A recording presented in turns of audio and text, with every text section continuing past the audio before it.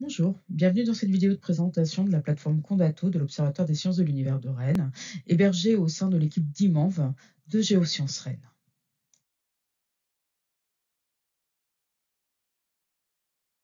Un bref historique de la plateforme. 2003-2005, ce sont les premiers travaux au travers d'une thèse sur les gaz dissous sur un projet région Bretagne. En 2007, la thésarde en charge de cette thèse crée une start-up, le LADES, le laboratoire de datation des eaux souterraines. En parallèle, à Géosciences Rennes, les collaborations universitaires continuent et de nouveaux développements de traceurs ont lieu avec le SF6, le Néon et l'Argon. En 2011, la créatrice de l'entreprise réintègre l'université et la plateforme Condato voit le jour. En 2020, les activités de Condato s'élargissent aux activités de géochimie organique et en particulier d'empreintes moléculaires. Que faisons-nous dans la plateforme Condato? Nous sommes spécialistes de l'analyse des gaz dissous, de la datation des eaux souterraines par analyse des CFC et du SF6 et de la détermination de l'empreinte moléculaire des eaux et des sols.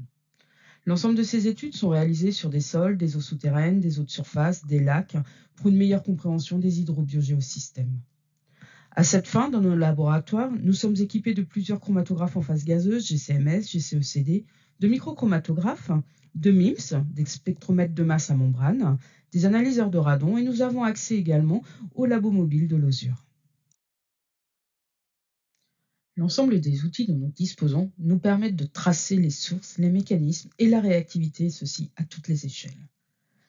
Comme ici par exemple, dans le cadre d'expérimentation en microcosme sur la dégradation de marqueurs bactériens, autour d'un forage ou bien même dans un lac.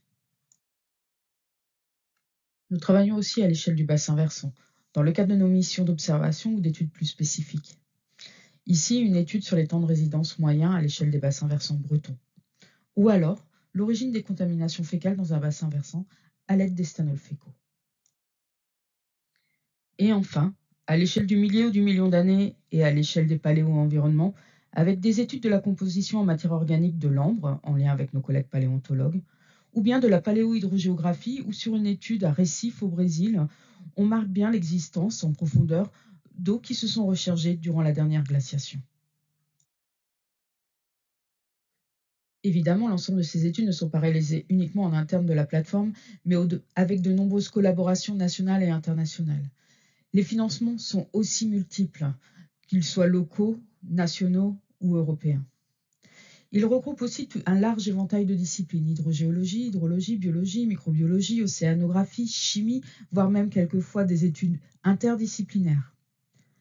En moyenne, la plateforme participe à 30 projets par an, dont environ 15% à l'international.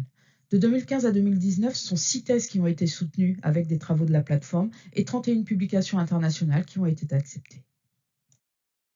Bien sûr, je n'oublie pas de vous parler de la partie prestation de la plateforme Condato, la valorisation des recherches vers le monde socio-économique. Nous réalisons 10 à 15 études par an pour les bureaux d'études, syndicats des eaux, conseils départementaux ou embouteillés.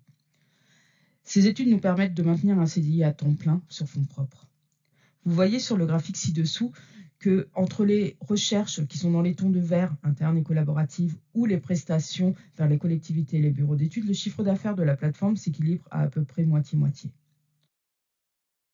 Une des belles réussites de la plateforme Condato sur cette période 2015-2020, c'est le marché de 2 ans avec l'agence de l'eau Rhône-Méditerranée-Corse en collaboration avec Anter.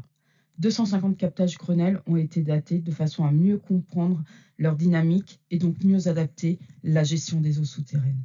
Elle nous a obligés à adapter notre logistique, notre rythme analytique, mais a aussi surtout permis de mettre de côté, si l'on peut dire, 2 ans du salaire de ce fameux CDI à temps plein sur fonds propres.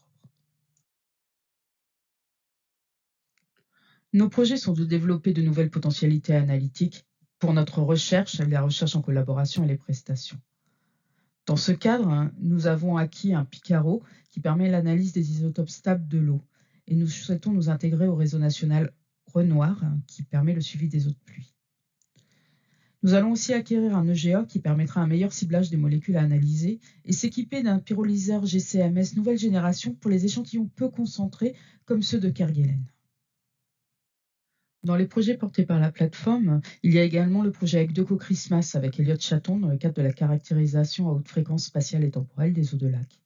Et le Work Package, caractérisation des échanges gazeux d'un cours d'eau dans le cadre du PIA 3 Equipex Terraforma. Et puis je ne doute pas que dans les 5 prochaines années, il y aura d'autres projets qui permettront, comme vous le voyez sur ces photos, d'emmener le MIMS sur un bateau, ou alors en Autriche, ou dans d'autres pays, et de nous continuer à remplir cette carte du monde et de France des collaborations scientifiques que nous menons au sein de la plateforme Condato.